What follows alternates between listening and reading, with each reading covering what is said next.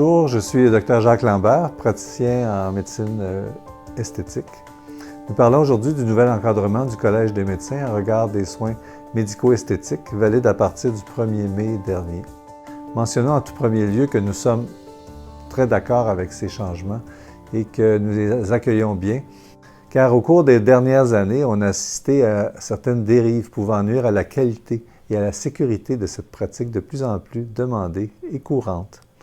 Les tabous en regard de la médecine esthétique diminuent sans cesse et l'offre augmente avec le temps. De là, l'importance de bien circonscrire cette pratique afin qu'elle soit très sécuritaire. Concrètement, la grande différence est que chaque traitement doit faire l'objet d'une ordonnance individuelle, donc personnalisée, contrairement aux ordonnances collectives qui visaient l'ensemble des patientes dans les années précédentes.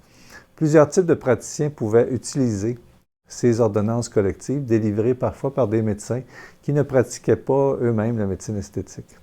Dorénavant, le plan de traitement établi pour chaque cliente doit faire l'objet d'une évaluation et approbation médicale afin d'établir un plan personnalisé.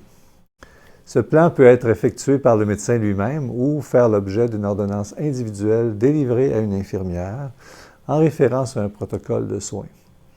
L'infirmière praticienne peut donc traiter elle-même les clientes pourvu que le traitement soit approuvé par le médecin responsable.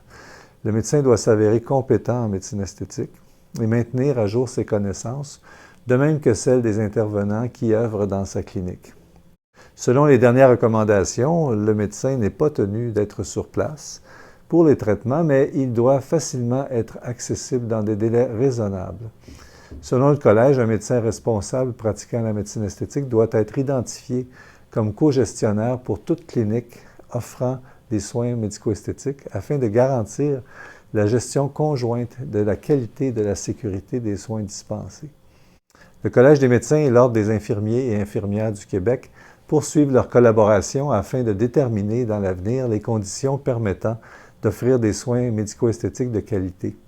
Ils se pencheront, entre autres, aussi sur la formation que devront subir les intervenants. Nous sommes heureux d'affirmer que notre clinique de médecine esthétique respecte toutes les nouvelles normes établies par le Collège et l'Ordre des infirmiers et infirmières du Québec. J'espère que cette vidéo a su répondre à plusieurs de vos questions.